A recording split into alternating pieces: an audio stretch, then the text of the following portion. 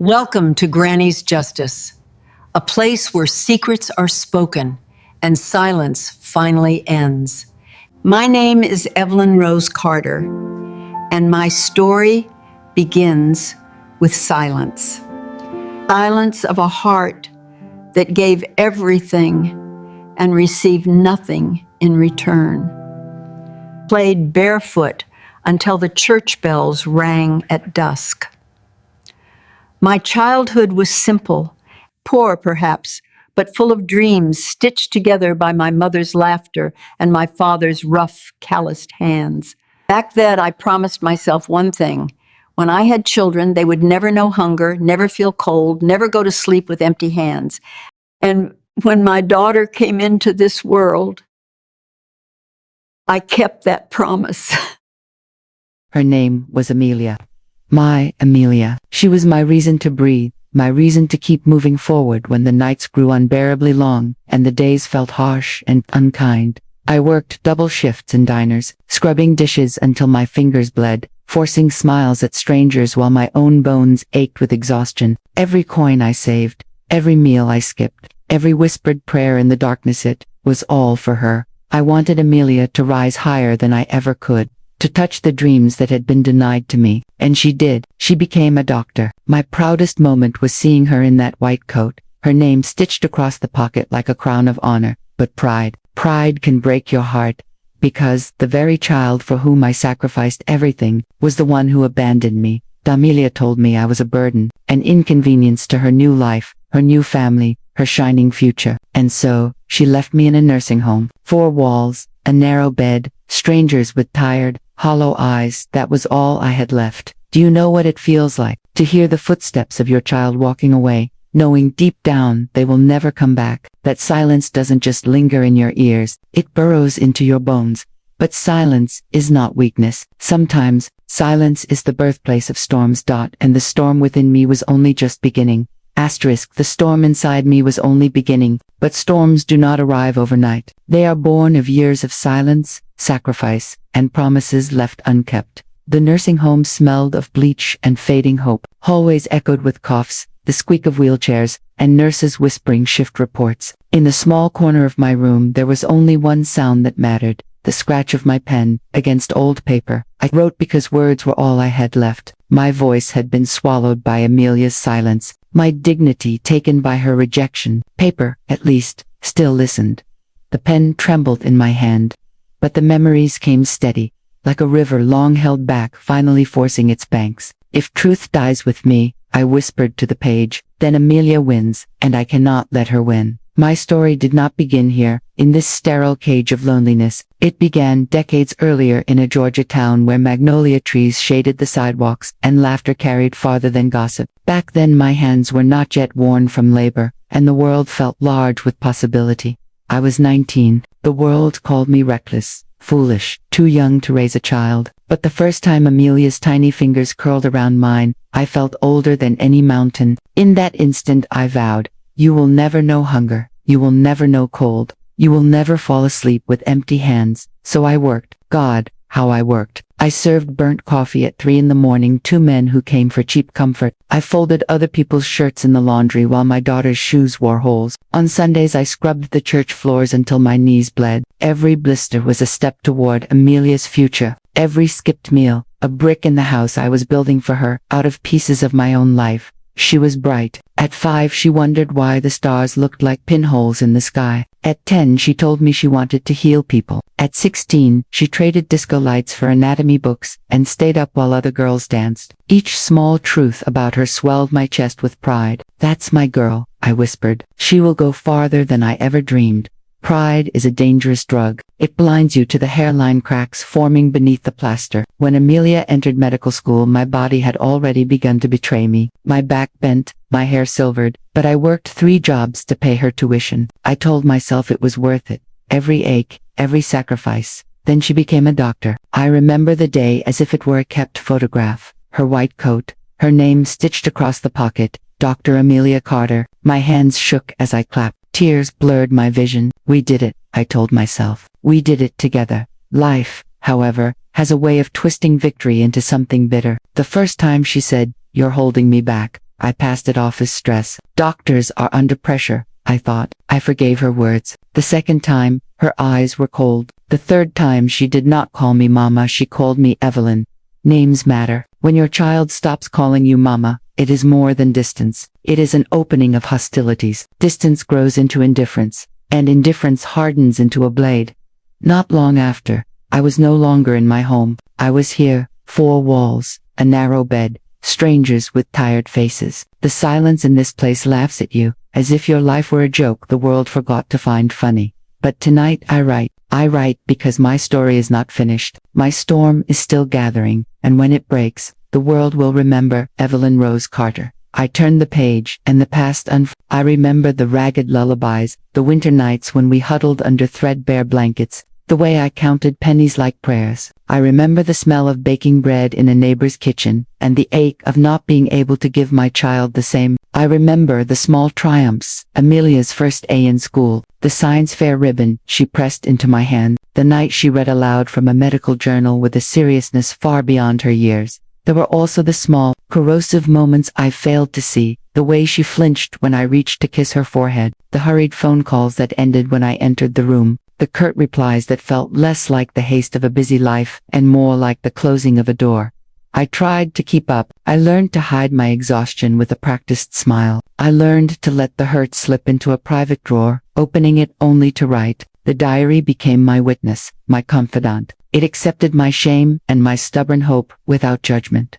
One winter afternoon, snow lacing the pines outside, Amelia arrived with a new seriousness in her step and a stranger at her side. He was polished, assured. His shoes did not bear the same scuffs as ours. Their eyes met me with a curiosity that felt like an appraisal. That evening, over tea, loosened by artificial smiles, she told me about plans I was meant to admire. Long hours, department meetings, an elegant home in a suburban town. I clapped and I smiled. I told her how proud I was. In my heart, I knew this was the moment my promise was beginning to morph into someone else's expectation. Then one sentence cut deeper than any winter wind. You can't keep living like this. Mama, you're holding me back. It was a predictable cruelty. Still, it landed like lightning. I tried to answer with reason, with love, with pleas embroidered into every syllable. But the reply was a seal of sovereignty, a refusal. She had chosen a life where there was no room for my poverty, no tolerance for my mistakes. In her new world, I was a relic to be concealed. Weeks blurred into a cold, mechanical motion. She arranged for me to be taken to the home, not unkindly, perhaps, but with the same clinical efficiency she used when diagnosing symptoms. There were forms to sign, polite reassurances that this would be for my own good, hands that adjusted the blanket at my shoulder like those of a nurse, not a daughter.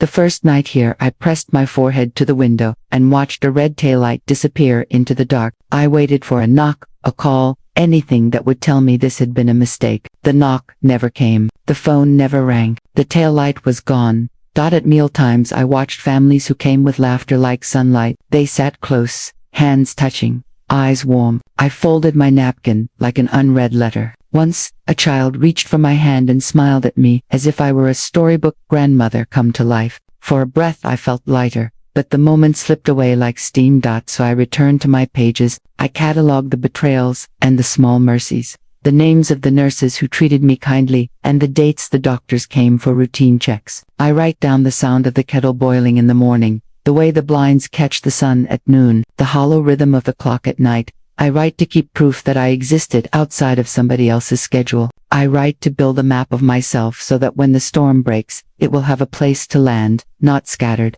not erased. They think the empty can be filled with better caretakers, tastier food, softer sheets. They do not understand that absence can be engineered with the precision of a surgeon's hand. The space left behind by a daughter is not simply a gap. It is a carved-out room in the heart. But there is a ferocity that grows in the quiet places. Hunger sharpens resolve, cold births, stubbornness, the daily small humiliations, the polite distance, the quick apologies when the phone rings before a conversation can continue, accrete into a ledger of injury. Tonight, I close my eyes and summon the heat of a summer long ago. I remember my mother's hands pressing dough, the way light pooled through the kitchen window, the smell of lemon and lavender on the line-dried sheets. I collect those images like contraband and tuck them against my ribs. They warm me where the nursing home cannot. When I open my diary again, I find the ink of previous entries smudged where tears had fallen. I do not hide them. I add to them. Each tear is a deposit into the bank of my resolve. If Amelia believes that leaving me here was the final stroke, a clean cut that ends the story, she has misread the margins. The storm will not be loud at first. It will swell like a hush, then a whisper, then a force that uproots the complacent. It will be shaped by memory and sharpened by neglect. When it arrives, it will not be merely for me. It will be an answer written in the language of consequence. So I keep writing. I list names and dates. I sketch the faces of those who came, those who turned away, and those who smiled but never stayed. I practice what I will say if anyone offers to listen. I rehearse the tone that will not beg and the look that will not yield. I practice the weight of evidence.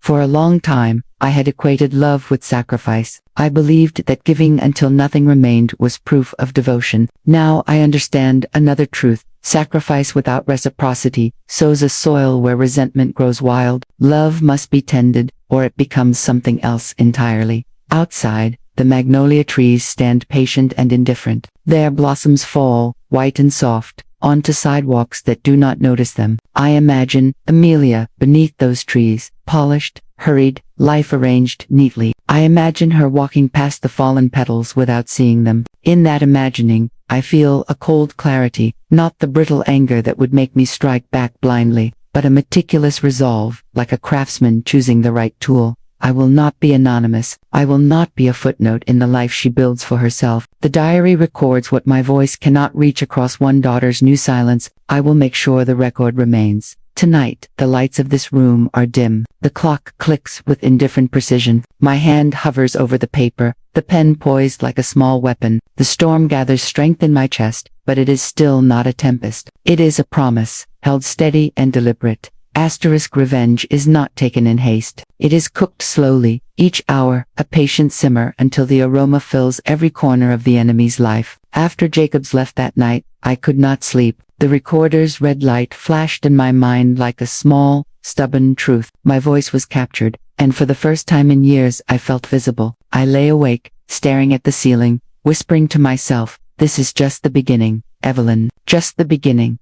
Outside the timetable of the nursing home, breakfast at 7, medication at 9, the television blaring the midday news, time bent into something else for me. Every second became a strategy, every intake of breath, a planning session. I began to watch people the way one studies the weather, old men murmuring about wars that had been won and lost, women whose prayers were threaded with the names of absent children, nurses moving through corridors with professional indifference. From their conversations I gathered fragments, mentions of lawyers, of social workers who loved the headline, of journalists who chased a good story like a hound. A storm needs allies. Even thunder is pointless without its echoes. Jacobs returned with newspapers tucked under his arm. "Your daughter's face is everywhere," he said, laying them on my lap. There she was, Amelia, standing proud before a hospital, polished smile, a husband at her side. The headlines crowned her the rising healer of Atlanta. I touched the paper. My hands shook, but not from frailty, from a slow, white-hot fury. The world praised her light, but I carried the ashes that had fed it. "She will fall," I said, my voice steady. Jacobs nodded once. "Then let's build the ground she fall on." Step by patient step, we began to weave a web. Jacobs called an old friend at a newspaper. I wrote letters, not the sentimental scrapings of memory, but careful confessions of survival. The nights I went hungry so she could eat. The shifts my body endured. The small humiliations no obituary would tell. Each letter was a matchstick stored with deliberate intent. Each sentence fitted to ignite a narrative that would crack the sheen of Amelia's perfect image. At night I told myself, revenge is not destruction, it is correction. I wanted her to taste the balance she had denied me. Revenge, I discovered, is never clean. It stains the hands that craft it. One evening, Sister Margaret, who lived 2 rooms down and kept her rosary in a blue tin, asked me softly, "Why do you write so much, Evelyn?" I gave her a faint smile. "Because one day these words will scream louder than silence," I said. Then the first crack appeared. Jacobs handed me an envelope with the journalist's careful handwriting. "This is powerful," the letter read. But if we publish, Amelia will come after you legally. I read the line twice and smiled without humor. Let her, I replied. A battle is only proper when the enemy shows her claws.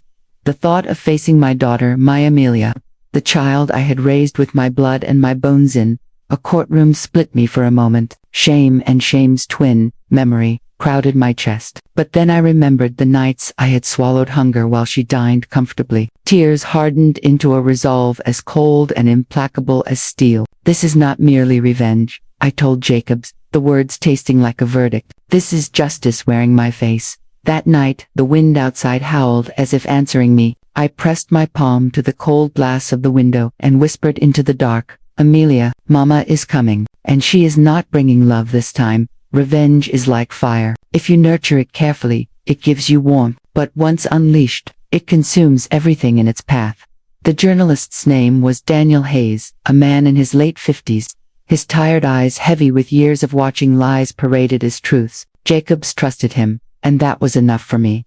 Daniel arrived at the nursing home one rainy afternoon. He set his recorder on the table with the same quiet gravity Jacobs once had and said, Mrs. Carter, I don't want a story, I want the story. I met his weary gaze. Then you will have it. But understand this is not about headlines. This is about justice. And so I spoke. 4 hours, words spilled out of me like water finally breaking through a dam. I told him about Amelia's childhood, her laughter, her dreams, the stars she once reached for. Then I spoke of my nights of bleeding fingers, of my years of hunger, of the decades I gave away piece by piece. Daniel's recorder hummed steadily, drinking every syllable. By the time he left, I felt drained, but lighter, like a woman who had dragged a coffin on her back for half a century and had finally set it down. That night Daniel called. Jacobs, this is explosive, he said, but if we run it, Amelia's reputation will collapse. Is she ready for war? Jacobs glanced at me, seated silently in my chair. His voice was calm, certain. She's been ready her whole life. Meanwhile, Amelia's world glittered on television screens, charity galas, hospital inaugurations, smiles too polished, too bright to be real, and always, her husband Charles at her side, handsome, successful, but with eyes that wandered everywhere but her. The world adored her, but I knew the truth. Amelia had built her empire on the bones of her mother, and bones, when disturbed, always rattle. One evening, watching her smile beam from a television screen, I whispered, Smile, Amelia, smile while you can, because soon, your world will taste of ashes. 2 weeks later, Daniel's article was ready. He sent Jacobs the draft. The headline read, The Forgotten Mother Behind Atlanta's Rising Star. My hands trembled as I held the pages. Every word was a mirror reflecting not just my pain, but Amelia's betrayal in cold, sharp ink. Shall we publish? Daniel asked. I looked at Jacobs, then at the rain-streaked window. My answer was steady. Yes, let the world see what a mother's love was turned into. The article went live on a quiet Sunday morning. By noon, it was everywhere. Social media roared. News anchors debated. Strangers asked aloud, how could a daughter abandon the woman who gave her everything? Amelia's perfect smile began to crack. She released a statement, dismissing the article as exaggerated, but the seed of doubt had already rooted itself in the hearts of those who once worshipped her, and for the first time, Amelia looked over her shoulder, and she saw me, not a frail old woman hidden away in a nursing home, but the storm she had created with her own hands. The world believes reputations are built on success, but in truth, they are glass castles, one stone of truth, and they shattered. The Monday after Daniel's article went live, Amelia strode into her hospital with her chin high, as though nothing had changed, but whispers followed her down every corridor like shadows she could not escape. Is it true? A nurse whispered behind her. She left her mother. A patient muttered. A doctor with no heart. Those words clung to her white coat like stains no bleach could erase. At home that evening, Charles tossed the newspaper onto their pristine glass dining table. His jaw was tight. You should have handled this, Amelia. Silence makes you look guilty. Her hands clenched into fists. She's manipulating them. She's always played the victim. You know how she is. Charles raised an eyebrow, his voice calm but cutting. Do I? The silence between them was sharper than any scream. For the first time, Amelia realized her husband's loyalty was no longer certain. Meanwhile, in my corner room at the nursing home, I folded the newspaper neatly. I clipped the headline and placed it inside my diary. Beneath it, I wrote, Step 1, complete. When Jacobs visited, he smiled. You've rattled her cage. I shook my head. No, Jacobs. I've only tapped on the glass. The real cracks are still coming. Articles spread like wildfire. Radio hosts debated. Podcasts dissected. Even Sunday sermons echoed with its weight. Honor thy mother, the pastor preached, for without her, there is no you. The congregation nodded, some with tears in their eyes. Each word became a seed planted in the soil of public opinion. Soon, they would grow into thorns for Amelia to walk on. At the hospital, Amelia tried to keep her mask intact, but patients began requesting other doctors. Donations slowed to a trickle. In a board meeting, one member leaned forward and asked quietly, Dr. Carter, is there truth to these claims? Her smile faltered. For the first time, her empire trembled. That night, I sat by my window, watching the moon cut its path across the sky. Do you see me now, Amelia? I whispered. The mother you buried is rising like a ghost. 2 weeks later, a thick envelope arrived at the nursing home, sealed in gold. Jacobs broke it open and read aloud. Defamation. Character assassination. If Mrs. Carter continues her claims, we will pursue legal action. I laughed then, a deep, bitter laugh that startled even me. Finally, I said, my voice low and fierce. She stepped into the arena. Revenge was no longer whispers in the dark. It was about to become war. Asterisk, when they threaten you with silence, the most dangerous answer is a louder truth. The lawyer's letter sat on my table for days. Heavy paper, sharp words, but paper doesn't scare me. I've folded harder things in my life. Grease-soaked diner napkins, unpaid bills, death certificates I never wanted to read. Jacobs adjusted his glasses, muttering, they're trying to scare you. I smiled. Jacobs, fear, and we parted ways decades ago. Daniel came next, carrying a thick folder brimming with clippings. The public is on your side, he said. Letters, emails, donations for your care. You've become a symbol, Evelyn, a symbol for every forgotten mother. I touched the folder gently. Then it's not just my war anymore. It's every mother's war who has been abandoned. Meanwhile, Amelia staged her defense in glossy conference rooms. Her hair was perfect, her tone sharp as glass. Destroy the article, sue the journalist, and if she dares step into court, we'll crush her.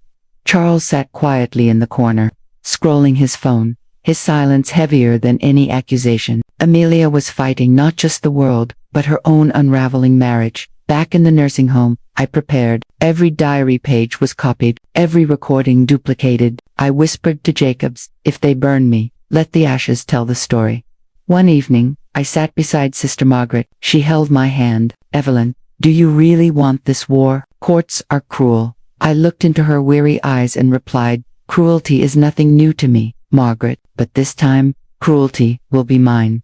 Days blurred into weeks, and rumors spread outside like wildfire. Will the famous Dr. Amelia Carter face her own mother in court? Headlines screamed, talk shows debated. My name, Evelyn Rose Carter, was no longer forgotten. Then came the summons. A crisp white paper, stamped and sealed. Court date, 3 weeks from now. I stared at it, my chest heavy. Jacobs asked softly, are you ready? I exhaled slowly. Jacobs, I was born ready. I raised a daughter alone in a world that spat on single mothers. Courtrooms don't scare me. The night before the trial, I opened my diary. On the very first page, I wrote, tomorrow, silence will end. Tomorrow, my storm will stand.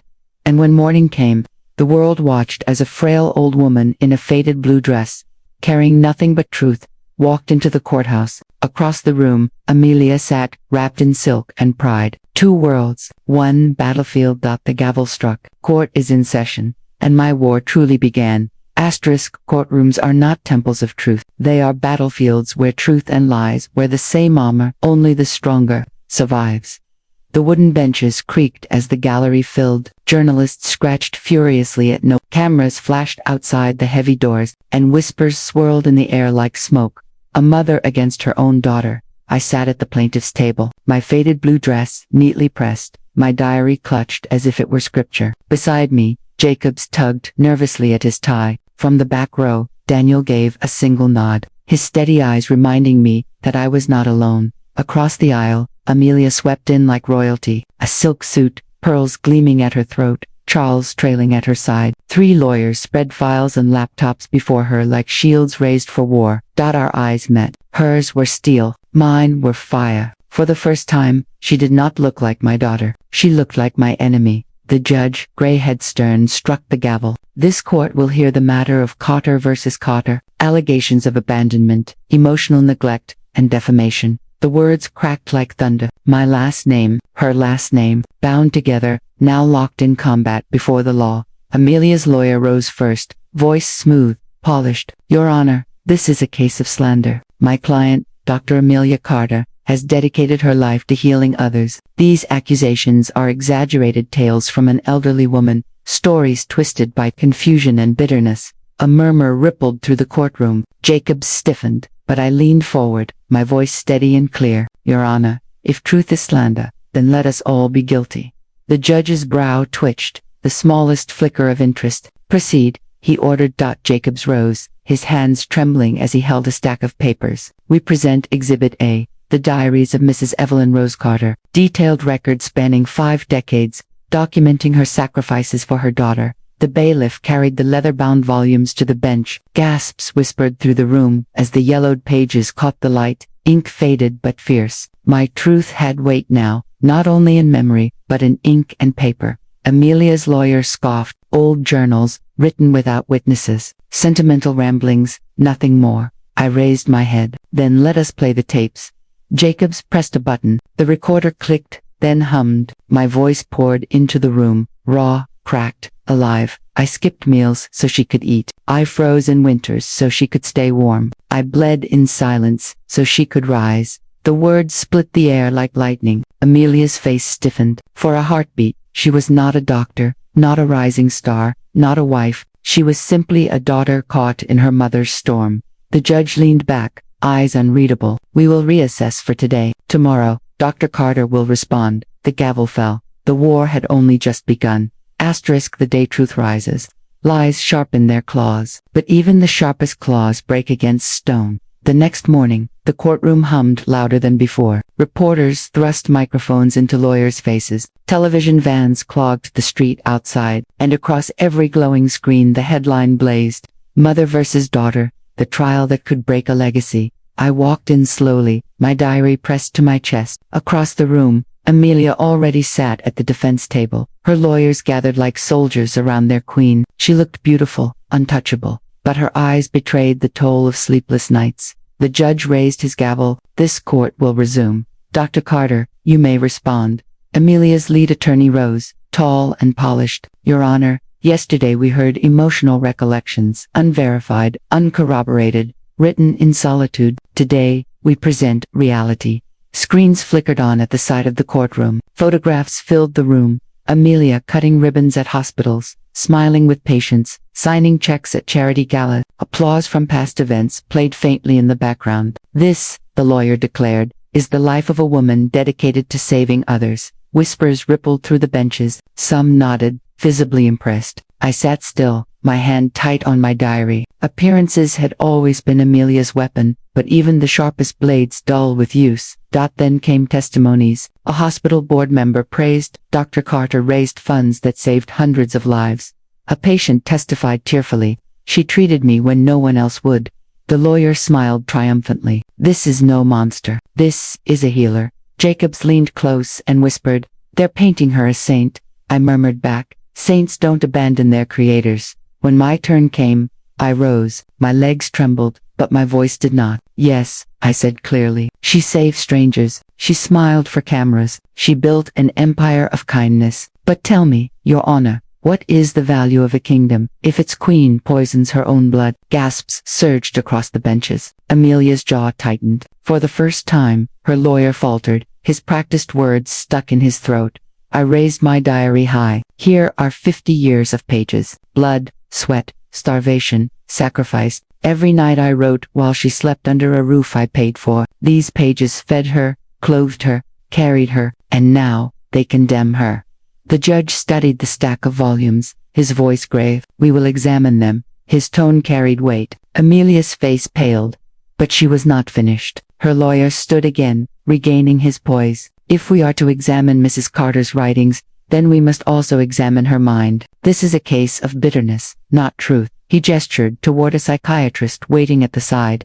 The courtroom buzzed with excitement. They wanted to paint me insane. A bitter old woman lost in her delusions. Heat flared in my chest, but I smiled. If madness is loving too much, then yes, I am mad. And if betrayal is sanity, then God help the sane.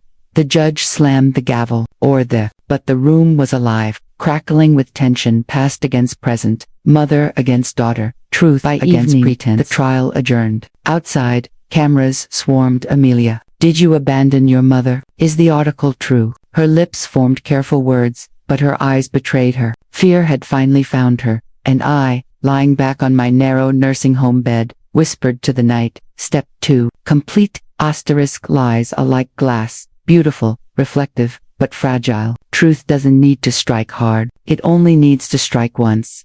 The third day of trial dawned gray and heavy. Rain drizzled against the courthouse windows like impatient fingers tapping at glass. Inside, the benches filled long before the judge arrived. The world was hungry for my blood, her blood, Truth's blood.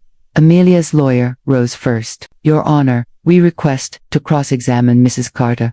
The words hung in the air like blades. Cross-examination was never just questioning, it was a duel. The judge gave a single nod. Proceed. I stepped to the witness stand, my diary pressed in my hands. The wood beneath my palm was cold as I swore to tell the truth, as if I had anything left but truth.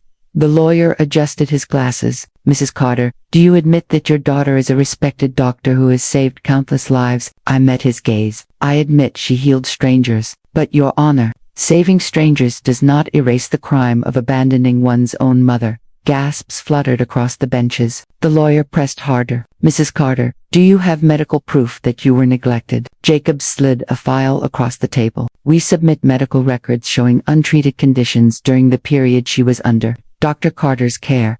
The judge examined the papers, his brow furrowed. The lawyer faltered. Perhaps the patient refused care. I cut in, sharp as glass. No mother refuses care from her child. Only a child refuses care for her mother.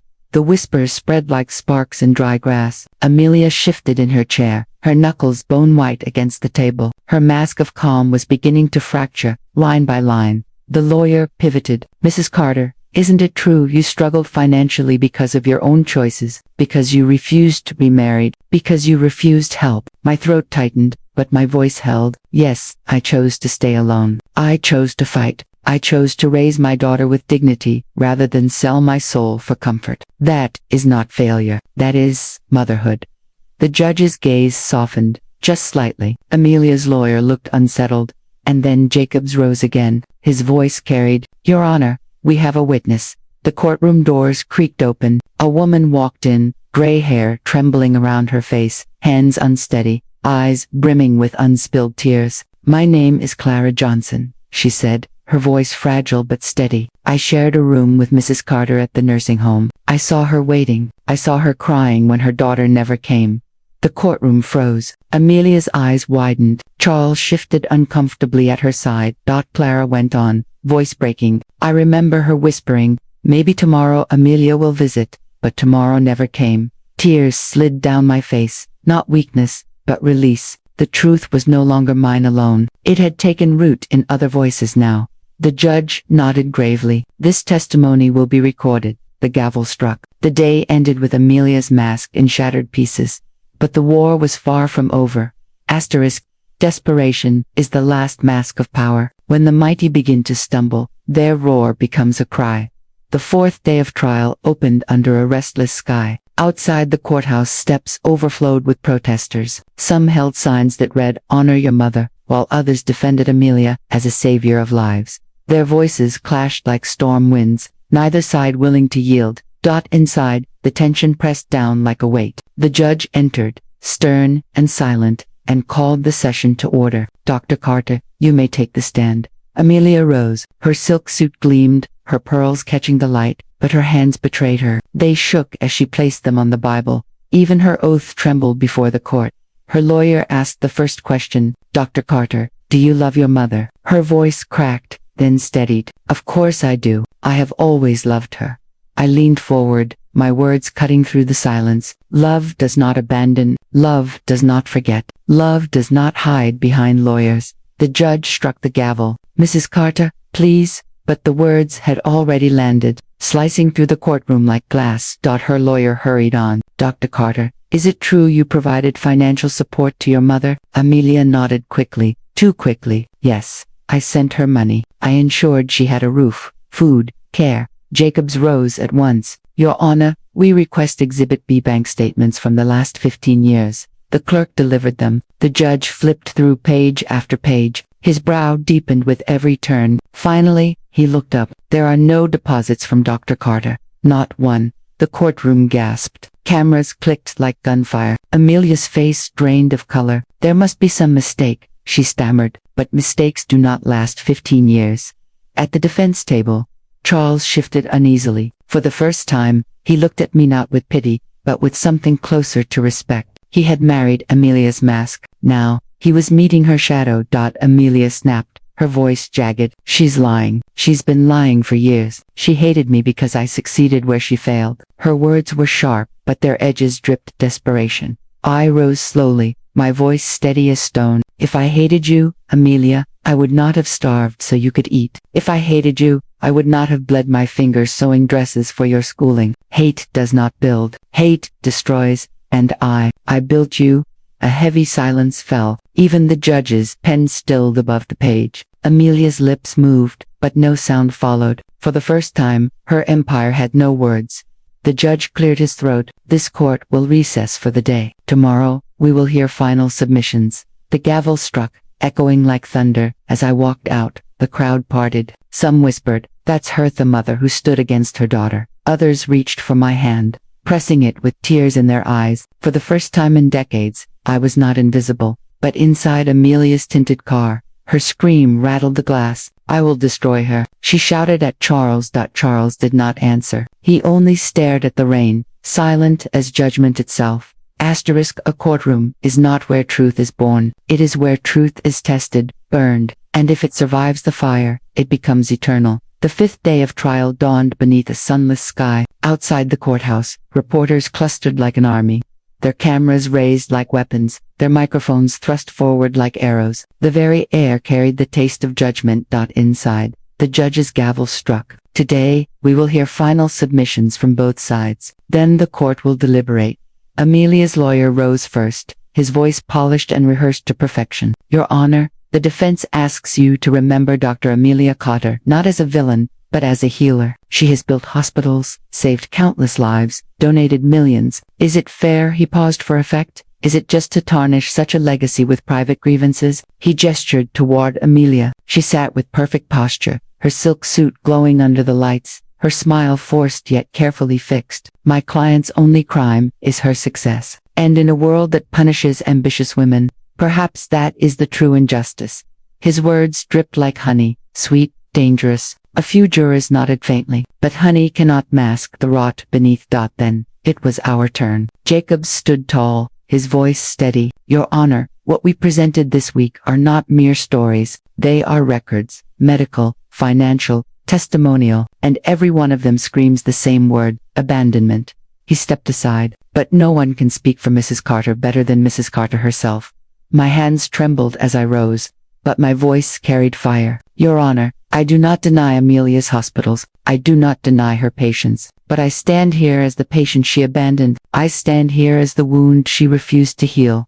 The room stilled. I opened my diary, its pages brittle with age, its ink trembling but alive. Every sacrifice I made was not for the world. It was for one girl. And that girl is here today, pretending she never knew my hunger, my cold, my blood. I turned a page, my own handwriting staring back at me. December 14th, 1987. No dinner again, but Amelia smiled when I gave her the shoes she wanted for Christmas. That smile was enough for me. Always enough. My voice broke, but I pressed forward. If that is hate, then yes, I hated her. If that is madness, then yes, I am mad. But if that is love, then the crime is hers, not mine. The silence that followed weighed more than any scream. Even the clicking of cameras outside seemed to hesitate. Amelia's eyes dropped, her mask cracked, her pride dripping away like wax in fire. The judge's gavel struck once. The court will deliberate. Judgment will be delivered tomorrow. I stepped down slowly, pressing my diary against my chest. For decades, I had been invisible. But now, for the first time, the world saw me, not as an old woman, not as a victim, but as truth itself. Warning of the verdict arrived like a heavy drumbeat, reverberating through the city and into the smallest rooms where people watched live streams with clenched hands and held breaths. Outside the courthouse, a crowd had gathered again, not just reporters now, but ordinary faces, women clutching children, men with tired eyes, a few nursing home volunteers who embraced one another and whispered prayers. The city itself seemed to wait, restless, as if the gust of truth that had been building for weeks demanded direction. Inside, wooden benches creaked beneath the weight of bodies and expectation. The judge entered robed in solemnity, his presence commanding even the microphones into silence. The gavel struck, and the hush spread like a thin but unbreakable sheet across the room. This court has heard testimony, reviewed documents, and listened to the voices of those involved. The judge began, "We understand the pain of familial fracture, and we do not take lightly the suffering presented here." For a moment, his words were both public and private, a judge addressing the courtroom while reminding the world beyond those glass doors that this was, at its heart, a rupture of love. Then, his tone hardened. "On the matter of abandonment and neglect, the court finds, by a preponderance of the evidence, that the plaintiff, Mrs. Evelyn Rose Carter, has established she was abandoned and neglected by Dr. Amelia Carter during the periods detailed in Exhibits A and B. A subdued murmur rolled through the room, the sound of air itself exhaling. I felt lighter, as if decades of weight had been lifted from my chest. Jacobs exhaled beside me, his hand finding mine for a single, steady squeeze. Daniel's notebook was already open, pens poised like soldiers awaiting orders. However, the judge continued, "While defamation requires a higher standard of proof, the evidence raises grave concerns about professional conduct and moral responsibility. Therefore, this court issues a declaratory judgment recognizing the plaintiff's abandonment and refers these findings to appropriate regulatory bodies for further review." The words were not total annihilation, nor hollow victory. They were a recognition, a mirror held up to Amelia's polished life, now blurred by the fingerprints of consequence. Outside, strangers cried, women held their children tighter, men bowed their heads, volunteers embraced. On social media, my testimony replayed in endless loops, shared across time. Commentators debated what this meant for eldercare in the country. For me, it meant something simpler. The city had heard the name Evelyn Rose Carter, and it would not be forgotten. Amelia left the courthouse beneath a storm of cameras and whispers. Her face, once a flawless emblem of compassion, had become the portrait of contradiction. Charles stood beside her but did not hold her hand. Cameras caught the moment he looked away, not with sympathy, but with calculation. What could be salvaged, and what was irretrievably lost? The judge's ruling did more than name a wrong. It set accountability into motion. Regulatory bodies now loomed. Audits, reviews, and inquiries were imminent. Donations to Amelia's causes froze overnight. Trust, the most fragile currency, evaporated swiftly. I'm in the nursing home. My bed faced the window. Volunteers brought flowers. Neighbors cast. Strangers gathered in parks, reading aloud my diary passages, as if they were scripture. The private war of one mother had become the shared cry of many. And yet, victory carried its own bitterness. Vindication is not closure. The past cannot be Quietly, I still remembered Amelia's sticky jam-stained smile at age 4. Her hand clutching mine in winter, the nights I sang lullabies while mending her dresses. Those frames did not belong to the court. They belonged to me, and I had brought them out because pain deserved to be counted. The city shifted. Proposals for elder protection laws surfaced. Fundraisers for caregivers multiplied. A bookstore printed small collections of my diary pages and donated the proceeds to nursing homes. The ripple of a single truth spread wider than I could have imagined. But Amelia's world narrowed. Board members called, friends kept their distance, donors vanished. Her husband's silence became a wound of its own. In a leaked voicemail he admitted, "We built everything on optics. Now I'm not sure optics can hold." The arithmetic of her marriage collapsed. Still, I knew this was not an ending. Legal reviews grind slowly. Countersuits could come. Amelia still fought with polished statements, regret without ownership, sorrow without accountability. But her words were shields against a tide that no longer answered to her. One evening, Jacobs sat beside me. "You did not break her, Evelyn," he said softly. "You only returned what was owed." I thought of Clara Johnson's note. "We saw you. We are with you." I pressed that scrap against my chest as if it were a second heart. That night, I wrote in my diary, "Today the city remembered. Tomorrow, we build what memory demands." Because this storm was never about burning everything down. It was about redrawing the blueprint so that future mothers would not be so easily erased. Asterisk, the verdict had been read, recorded, relayed across the news wires, but the real work, messy and slow and human, began the morning after. I woke before dawn out of habit more than rest, the thin light from the nursing home window carving pale lines across my bed. My diary lay open on the night table, its pages still warm from what I had written the night before. I touched the paper and felt the weight of what had shifted. Outside my door lay flowers, cards, and a small pile of letters from strangers. Each envelope felt like a private verdict. Someone else had finally chosen to remember the mothers who had been quiet for too long. Jacobs arrived early with two new purposes, one legal, one practical. He brought a list of contacts, local council members, an attorney he knew at the medical board, and a woman who led a community organization for elder care. He set the papers on my blanket and said simply, "We need to turn this into change." Change was the only revenge I wanted that morning, not to break Amelia further for spectacle,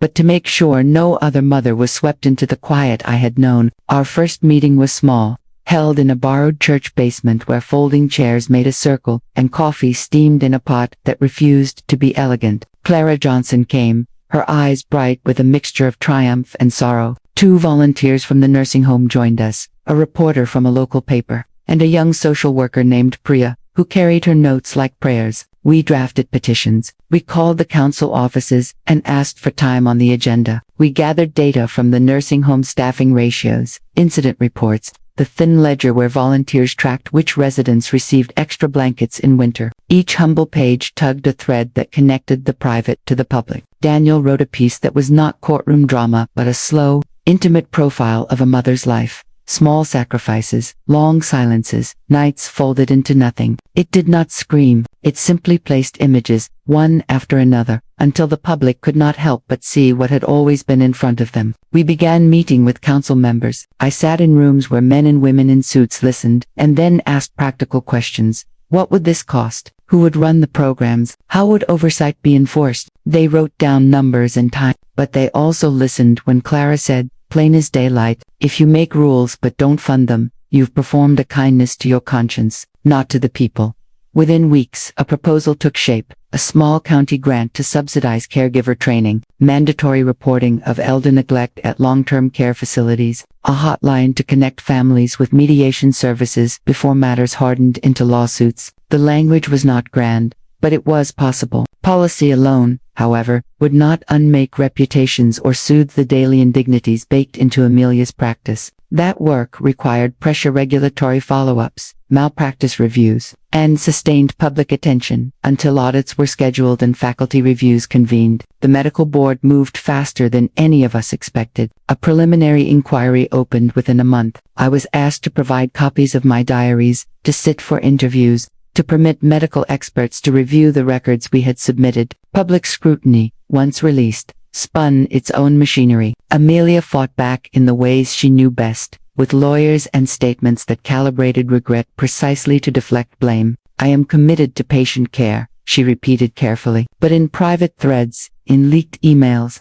administrators debated whether complaints could be settled quietly or whether they posed too much reputational risk to keep submerged. Charles, once the polished figure at galas, appeared less and spoke less. Cameras caught him at board meetings, listening more than speaking. At home, he retreated from glossy photographs to nervous calls with advisors. The calculus of alliance, how much to defend, how much to distance, became a private arithmetic few public people ever confess. Meanwhile, our small movement found traction. A pastor offered church space for caregiver trainings. A retired nurse volunteered to teach hygiene and documentation practices. A nearby college's social work department partnered on a public awareness campaign. Donations, small at first, then large. The county approved a pilot program for caregiver stipends.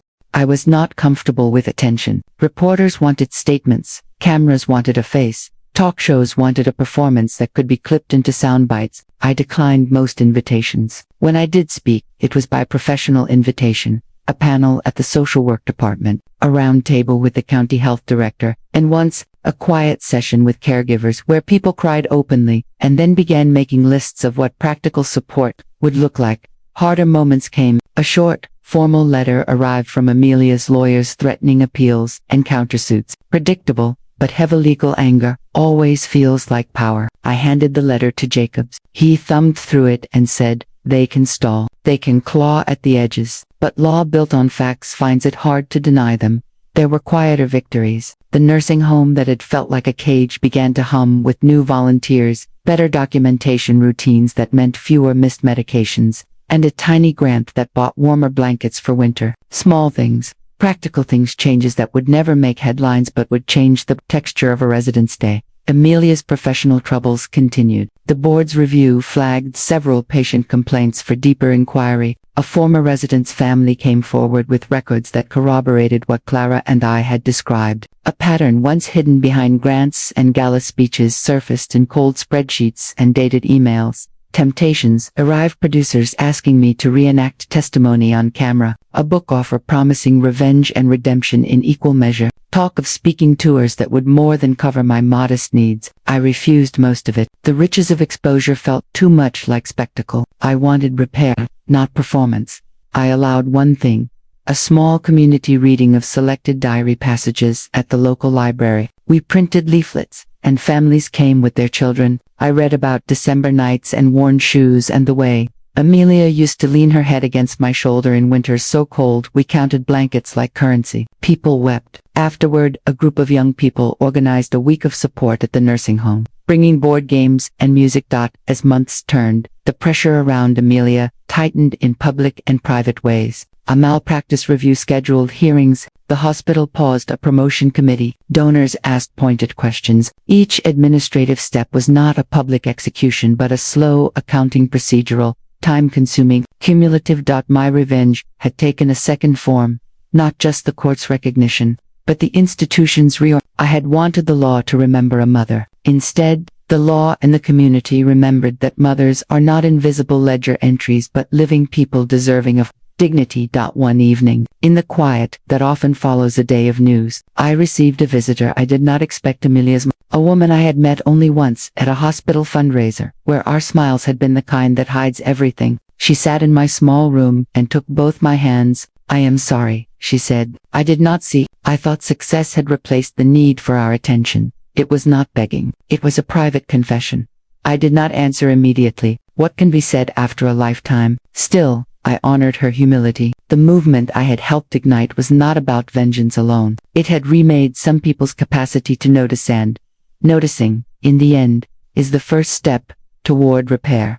Months became a year. The board's inquiry continued. The pilot programs scaled modestly. The hotline rang often enough that a full-time coordinator was hired. My diary, transcribed and edited with care, found a home at a small press and sold at benefit events. Proceeds went to caregiver stipends. The ripple became a current. Amelia's name remained a subject of debate. Some defended her tenaciously. Others no longer had the stomach for a public defense. She faced professional consequences, a reprimand, mandatory supervision for a period, and the loss of an administrative role she coveted. Her practice endured, but under a microscope. My best moments were quieter still. A young woman approached me at a community center and said, "My grandmother used to speak your name like a prayer. She told me to bring you dinner tonight." Another time, a father told me his daughter wanted to be a nurse because she had seen the way volunteers treated residents after the reading. Small people changing course that became the new architecture of the work. I never meant to become a symbol,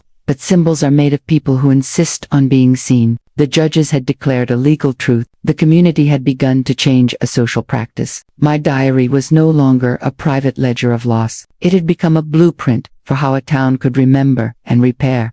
On a wet afternoon a year after the verdict, I sat at a city hall podium and read the preface to a pamphlet we had created for caregivers. Priya introduced me. My hands trembled slightly, but my voice was steady as I described the basics: how to document missed care, how to call for mediation, how to find legal aid. The room was filled with people who once would have ignored such matters. Now they leaned forward as if time itself had sharpened their attention. I finished and stepped down. A woman in the front row rose and hugged me before I could speak. "You gave my mother a blanket last winter," she whispered. "You changed her night." That's simple. Human sentence felt more eloquent than any headline. There would be other court dates, appeals, and bureaucratic tangles that might take years to resolve. There would be those who insisted Amelia was a saint and others who declared the process insufficient. Life, as ever, kept its messy balance. But the house had been altered. The rooms of our town now opened with different doors. Some painted a new color. On a quiet night, when the streetlights glowed like patient stars, I wrote one more line in the diary. We did not only win, we taught a city to remember. I closed the book and slept not as a woman who had finished a war, but as one who had begun a long, necessary repair.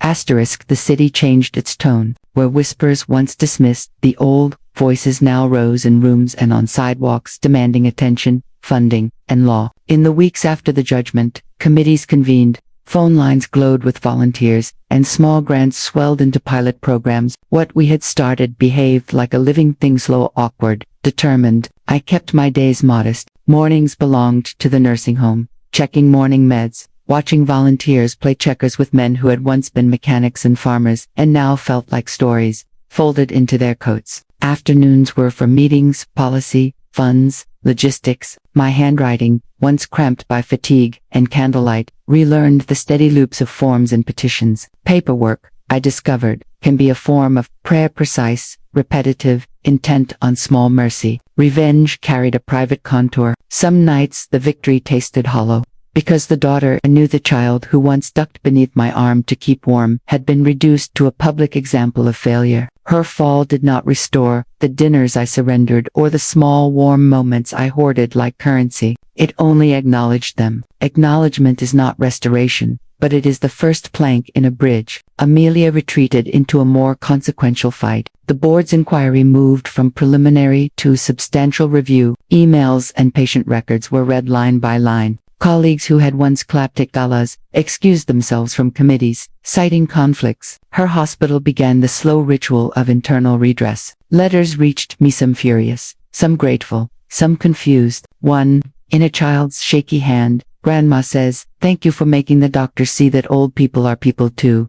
It landed like a small stone. The ripples lasted longer than I expected. Charles drifted into different orbits. He took fewer calls from PR and more from compliance. In a private encounter he asked, weary and almost apologetic, "Did this have to go so far?" I told him what I had told myself. It had to go far enough to be remembered, and far enough to sting, a little, not to destroy, but to redirect. People asked whether I forgave. Forgiveness, I learned, is a season, not a switch. It can arrive without reconciliation, and reconciliation can be dangerous if it is shallow and staged for optics. Eventually, Amelia attempted contact. It began awkwardly. A lawyer-moderated letter, gentle phrases, an offer to pay for care retroactively, and an apology padded with ambiguity. I let it sit on the table like a cool stone. I wrote back once, not pleading and not cruel. I accept your apology when it is yours, not when it is arranged. Work outside the court continued. The caregiver stipend pilot expanded into neighboring counties. More facilities adopted the simple documentation practices we pressed for. One small home reported a 40% drop in missed medications within 6 months. Such numbers rarely make headlines. They change lives. My heart changed often. Some days it beat with righteous satisfaction. Others, it ached at having turned a private wound into a public spectacle. I learned to hold both truths.